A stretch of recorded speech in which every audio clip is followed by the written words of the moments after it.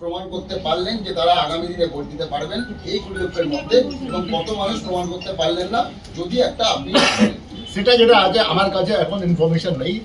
আমি information base hypothesis দিতে পারছি না। আমি যখন ইনফরমেশন আসবে, সাপ্লিমেন্টারি লিস্ট আসবে, উস সময় একদম প্রকাশ করে দেবো। আমি এটা আমার ডোমেন মধ্যে নেই, আমি শুধু এটা দেখছি কত নিষ্পত্তি হয়েছে। I want justice to be given to all the 60,675 voters, যে ওদের নিষ্পত্তি হয়ে গেছে। এরপরে এখানে জুডিশিয়াল নিষ্পত্তি হবে, এর উপর কোনো আমি কমেন্ট করতে পারবো না। যেটা আছে আমি শুধু ফিগার দিতে পারবো, যেটা পেয়ে যাবো আমি এত অ্যাকসেপ্ট হয়েছে, এত রিজেক্ট হয়েছে।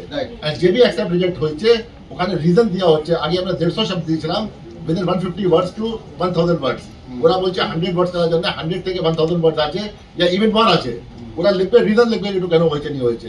আর তারপরে সুপ্রিম কোর্ট তো বলে দিয়েছে যে যখন judicial officer of the level of ADJ DJ ওখান থেকে নিষ্পত্তি হবে।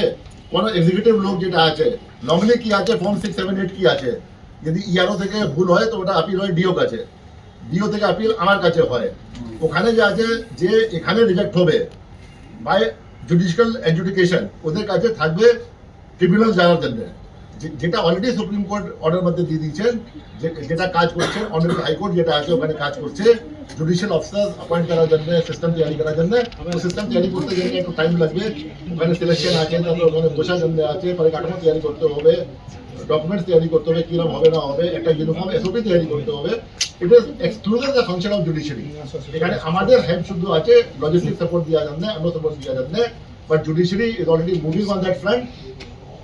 Honorable High Court যেটা আছে moving on that front, everybody will get justice. মানে আপনি বলছেন যে এখনো পর্যন্ত কত রিজেক্ট হয়েছে সেই ডেটাটা আপনার কাছে নেই? না, আমার কাছে নেই। আচ্ছা, আমার সেকেন্ড প্রশ্ন, লাস্ট স্যার আজকে ডিজি